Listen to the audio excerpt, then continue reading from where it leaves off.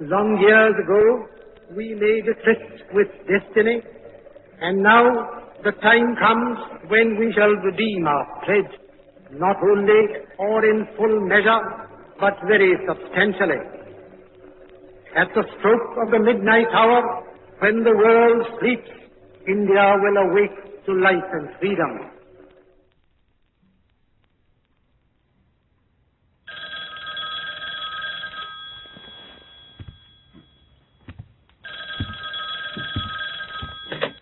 Hello? Yes, this is Cyril John Radcliffe. A poem? By W.H. Auden? About me? Why don't you ring back in a couple of hours? Goodbye. Antonia, that was a journalist. Apparently W.H. Auden has written a poem about me and it's in the paper. This is a great honor. Have you read it? Darling, come and sit down. I have read it. It's not a nice poem. It's not a kind poem. Oh, dear. His cataracts are getting worse. I can't read it. The print is just too small. Would you mind reading it for me?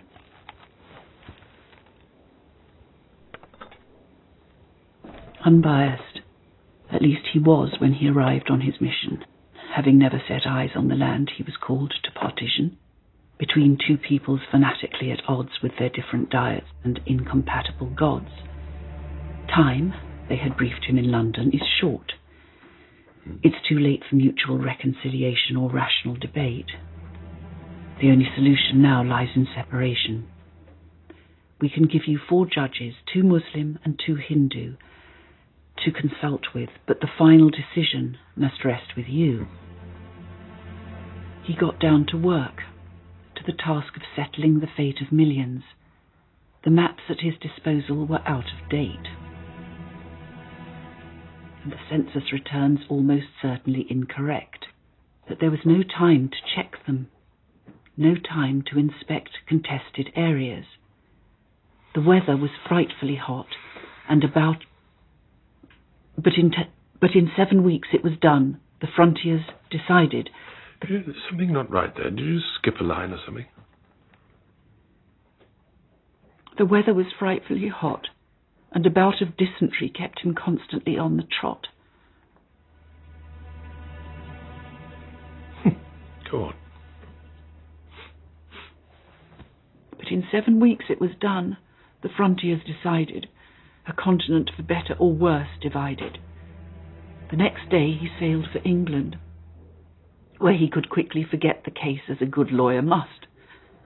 Return he would not, afraid, as he told his club, that he might get shot.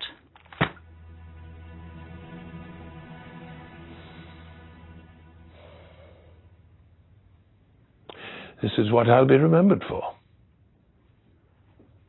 The Radcliffe line. Dickie told me to draw the line before the Sikhs found out. To split Punjab before they knew what we were doing. Yes, this was all Dickie's fault. Gerald was right about Dickie. You remember what he said? Lord Mountbatten, you are so crooked. If you swallowed a nail, you'd shit a corkscrew.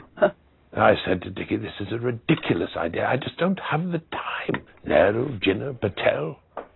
Well, they all told me they wanted partition by the 15th of August, so I drew them a line. Yes, it was a ridiculous idea. How could you decide?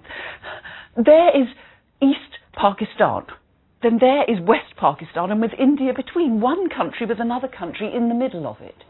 I said to the Lord Chancellor, why me? I'm just a lawyer.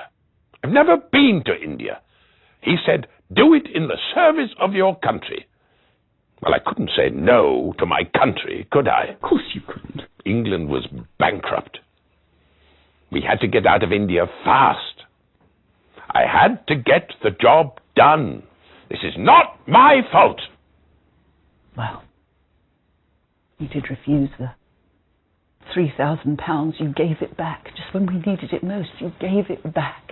Well, no one's going to remember that. No mention of that in the poem.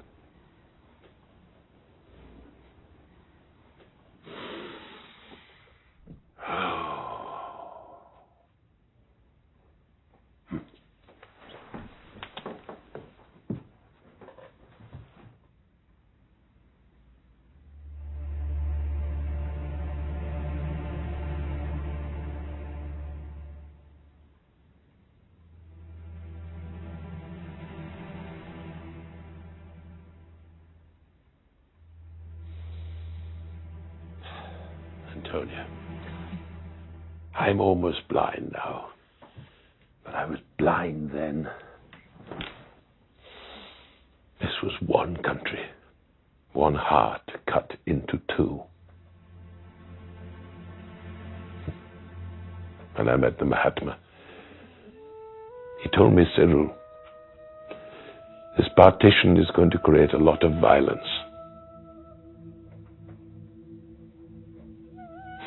And he talked to me about ahimsa,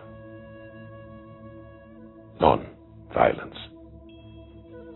Of course there was going to be violence. That's why I left. A day after I drew the line, I left. This bloody line. Yes, that's what it is. This bloody line. And he was right. Imagine someone drawing a line down the middle of this home, this living room. You're sitting over there, I'm sitting over here, and someone draws a line right down the middle. The line divides us. In that case, darling, I should come to your side, shouldn't I?